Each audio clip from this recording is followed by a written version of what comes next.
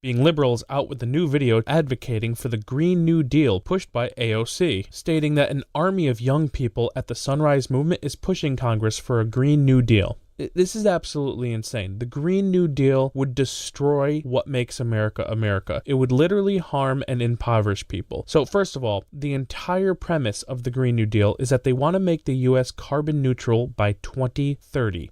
What they would do is they would basically erase cattle from the American landscape, ending production of milk, ice cream, cheese, and beef, or if not ending it, they haven't proposed how they would do it without creating emissions. And under the blueprint, Congress would have to find money to, quote, build charging stations everywhere, so I guess we'd all be driving Teslas, and the country would have to build out high-speed rail at a scale where air travel stops becoming necessary. They literally want air travel to not exist anymore. They want to create affordable public transit everywhere, available to all, with the goal to replace every combustion engine vehicle.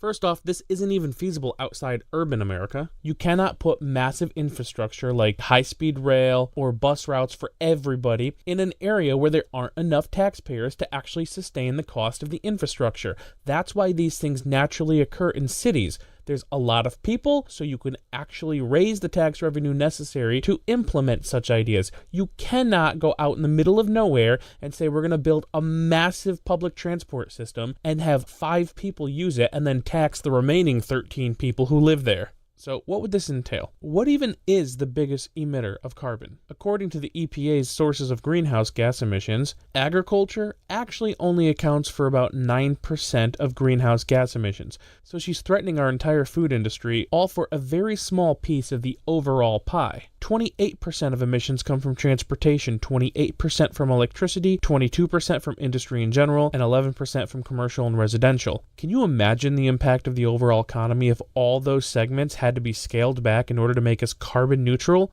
More important than the question of what is the biggest emitter is who is the biggest emitter. China is the #1 emitter of carbon dioxide emissions. Now we're number 2, but China is almost twice as much as us. China is 28%, we're at 15%, but then you have India at 6%, Russia at 5%, Saudi Arabia has another 2%. So do you really think that China, India, Russia, Saudi Arabia, are they actually going to follow suit just because we decide to kill our economy? Do you think they're going to destroy their own economies just to be nice? Make sure we all stay on a level playing field? No, of course not. What it's going to do is put us at a competitive disadvantage against our geopolitical foes. Lastly is, how is this even going to be paid for? And this is the scariest part of all. According to the authors of the Green New Deal, the Federal Reserve can extend credit to power these projects and investments, and new public banks can be created to extend credit. In other words, she'd just have the Fed create money out of thin air. So to conclude, she'd destroy our food industry, our freedom to transport how we see fit. She'd likely cripple our electrical infrastructure's ability to serve us by impairing the utilization of fossil fuels.